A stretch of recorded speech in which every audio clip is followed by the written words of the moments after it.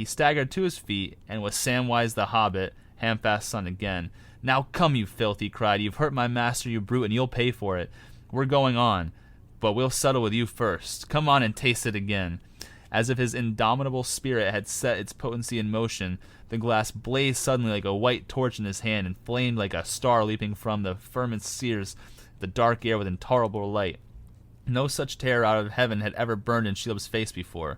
The beams of it entered into her wounded head and scored it with unbearable pain, and the dreadful infection of light spread from eye to eye. She fell back, beating the air with her forelegs, her sight blasted by inner lightnings, her mind in agony. Then, turning her maimed head away, she rolled aside and began to crawl, claw by claw, towards the opening in the dark cliff behind. And Sam came on. He was reeling like a drunken man, but he came on. And Shelob cowed at last, shrunken in defeat, jerked and quivered as she tried to hasten from him. She reached the hole, squeezed down, leaving a trail of green-yellow slime. She slipped in. Even as Sam hewed a last stroke at her dragging legs, and then he fell to the ground. Shelob was gone, and whether she lay long in her lair, nursing her malice and her misery, and in slow years of darkness healed herself from within, rebuilding her clustered eyes, until with hunger like death she spun once more her dreadful snares in the glens of the mountains of shadow, this tale does not tell. The elbow. With a squeal, Gollum let go. Then Sam waded in. Not waiting to change the staff from left to right, he dealt another savage blow. Quick as a snake, Gollum slithered aside, and the stroke aimed at his head fell across his back. The staff cracked and broke, and that was enough for him. Grabbing from behind was an old game of his, and seldom had he failed in it. With his time, misled by spite, he had made the mistake of speaking and gloating before he had both hands on his victim's neck. Everything had gone wrong with his beautiful plan, since that horrible light had so unexpectedly appeared in the darkness. And now he was face to face with a furious enemy, little less than his own size. This fight was not for him. Sam swept up the sword from the ground and raised it. Gollum squealed, springing aside on all fours. He jumped away in one big bound like a frog. Before Sam could reach him, he was off running with amazing speed backwards towards the tunnel.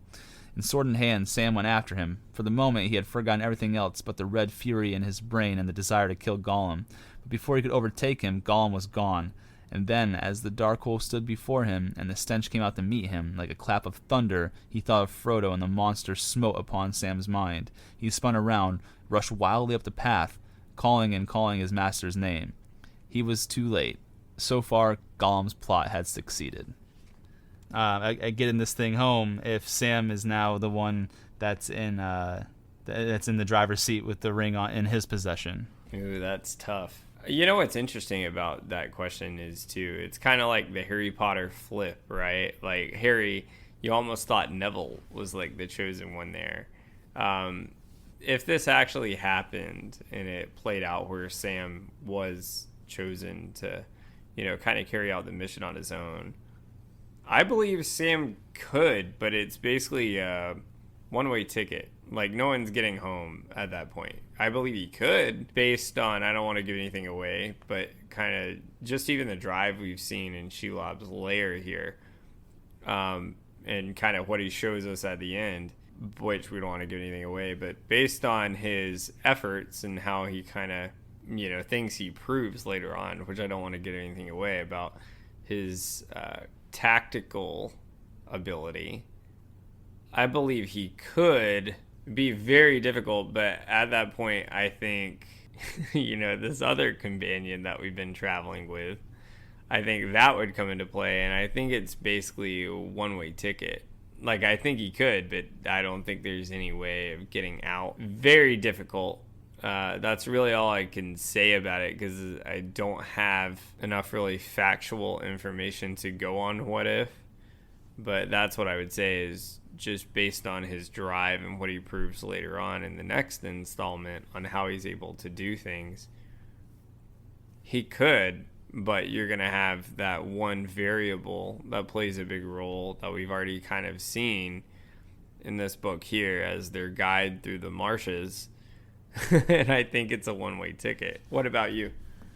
So, if it just takes up from right here, I think it's a, I don't want to say good possibility, but it's definitely a possibility that he could finish it out himself. because we're already so close. Like, we don't know how the variables that I see us having is a couple things. We don't know how fast the ring would start to take a hold on Sam's mind, right? Frodo's had it for the past 5 months and some change or whatever it might be, and so like it's already had a chance to take hold on him over time, and you can see it was starting to wear on him. It was growing heavy, and his mind's not all the way there. Like, he almost gave himself up in Minas Morgul to the King of the Ring Wraiths. So I think it would depend on how fast the ring could like ensnare Sam's mind. That's definitely one big variable. The other variable is, as well, that you mentioned, the other companion that has gone away too. That's going to be a big thing, because it's easier when you've got someone else there to kind of help you if something like that were to arise. So those are two really big ones. And on top of that, he doesn't... Man, this is tough, because let's say he just goes and enters Mordor and leaves Frodo's body behind as he planned on doing. And we got to assume... there's still some tactical things that he would need to learn, like how to just, you're not just going to run straight across the plain and go up to the entrance of Mount Doom. You've got to like avoid being seen. You've got to kind of blend in a way, and that is some things we need to think about, and how could we do it, and if what doesn't happen here and then on the next book, there's a way that they're able to do that and blend in, but again, that's with two people, and again, that not so much included just leaving that area right away. That is, there's other parts that go into it. So point being is that it's definitely possible, because they're so close to it. It's just, it would come down to a few variables, like those things, like, does the ring take hold of Sam's mind quickly? Is it something he can hold off for a little bit? They're already so close to Mordor. Is it something that we can shake off? That's number one. Does another companion come into play where we're in another fight for our lives type of deal? And then how do we enter still undetected? Even though we're in there now, how do we remain unseen and with the ring so close to Sauron? So those are the three caveats there. But I definitely think the likelihood is probably a little bit better than a 50-50 chance. I would probably say, since we're so close to Mordor as it is and no one saw him go past it, we're probably at a 65% chance that he could do it, 45% chance that something goes wrong and he can't. So that's what I would say.